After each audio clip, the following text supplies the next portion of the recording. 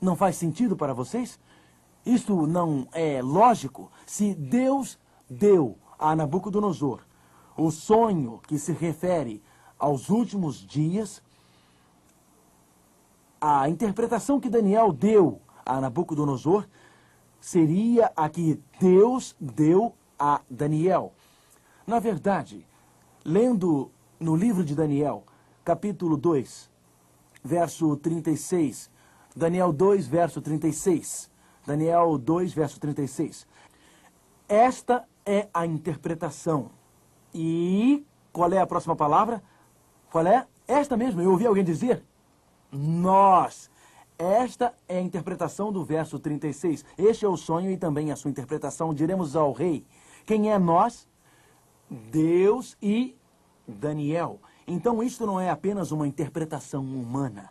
Com certeza não é uma interpretação do Mark Feeling, mas esta é uma interpretação que Deus deu a Daniel, que deu ao rei e que escreveu neste livro.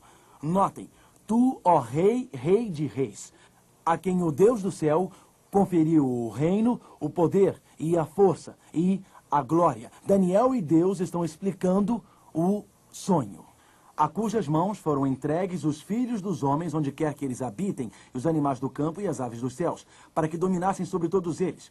Tu és a cabeça de ouro.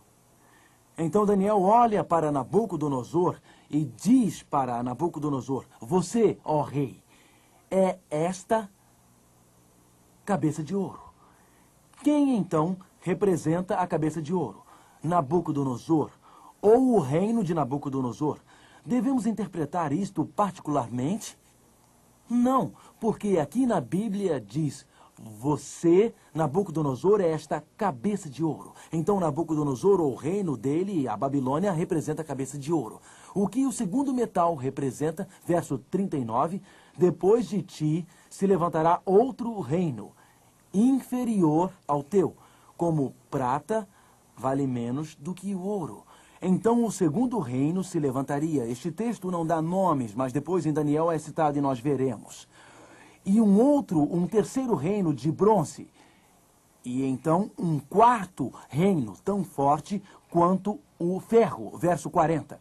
Agora notem, no verso 41, onde você viu dedos e pé em parte de ferro e parte de barro, este reino será dividido. E então nós temos 4 metais. Quais são eles, por favor? 4 metais? Ouro, prata, bronze, ferro e os dedos, sabe de quê? Barro e ferro. O primeiro metal, o segundo metal, o terceiro metal e o quarto metal, todos representam, de acordo com a Bíblia, um reino. A Bíblia diz que existe um primeiro reino, que é o reino de Nabucodonosor, chamado como Babilônia.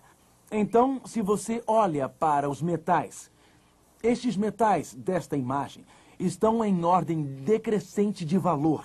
Os 4 metais representam os 4 grandes reinos. O primeiro, a cabeça de ouro, representa a nação da Babilônia. Eu imagino qual a nação que viria depois de Babilônia. Que nação viria depois de Babilônia? A Bíblia nos ajuda a saber isto. Volte para Daniel, capítulo 5. Daniel, capítulo 5, e vamos ver imediatamente que estes 4 metais representam 4 reinos. O primeiro representa a Babilônia. Que nação veio depois de Babilônia, que seria o segundo metal representado no peito e nos braços de prata? Daniel 5, 26. Esta é a interpretação daquilo. Mene, contou Deus o teu reino e deu cabo dele. Tekel, pesado foste na balança e achado em falta. Pérez, dividido foi o teu reino e dado aos medos e persas. Então, que nação veio depois de Babilônia e que é representada pela prata? Qual a nação? Os medos e os persas. Mas os persas duraram para sempre? Duraram? De jeito nenhum, porque um terceiro reino viria a seguir. E este terceiro reino seria representado por um quadril de bronze, como diz a Bíblia. A Bíblia realmente dá o nome do império que seguiria os medo-persas. Dá? Sim. Vá para Daniel capítulo 8. Vá para Daniel e encontraremos uma maravilhosa profecia no capítulo 8 do livro de Daniel.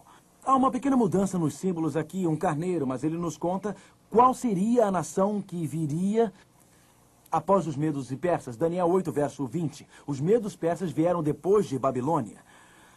Daniel 8, verso 20. Aquele carneiro que viste com 2 chifres são os reis da Média e da Pérsia.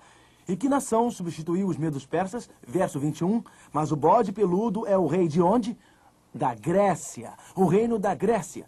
Então, o Império Grego seguiu o medo persa. Recordando, a cabeça de ouro representa ouro. Representa o quê? Babilônia. Você leu isto na Bíblia, sobre a cabeça de ouro. A prata representa a próxima nação, depois de Babilônia, que era os medo-persas. E os quadris de bronze representavam a nação que seguiria os medo-persas. Que nação era? Qual? Grécia. A história seguiu esta profecia como um projeto?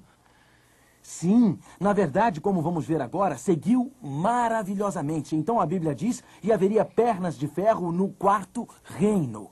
Vamos voltar a Daniel capítulo 2. A história vem seguindo estas profecias como um projeto.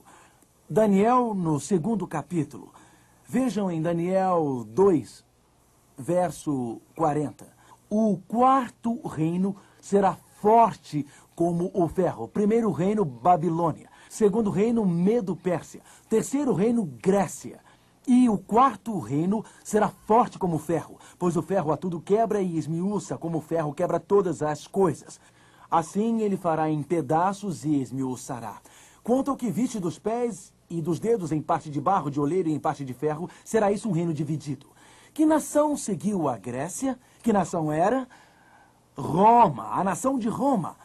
E Roma foi dividida em 10 dedos. Agora vamos ver a incrível precisão desta profecia. Babilônia, representada pela cabeça de ouro, mandou no mundo de 605 a 539 a.C. O ouro era um símbolo muito adequado para Babilônia. Babilônia era uma enorme nação no mundo. A riqueza de Babilônia era sem precedentes. Na verdade, o deus da Babilônia vê Marduk sentado num trono de ouro, ao lado de uma mesa de ouro, próximo de um castiçal de ouro e um templo todo de ouro. Ouro é o símbolo ideal para a Babilônia. De fato, o profeta Jeremias, no capítulo 51 de seu livro, diz: Velha Babilônia, o império de ouro. Então, os profetas da Bíblia descobriram que Babilônia era a cabeça de ouro. Babilônia governou o mundo entre 605 e 539 a.C.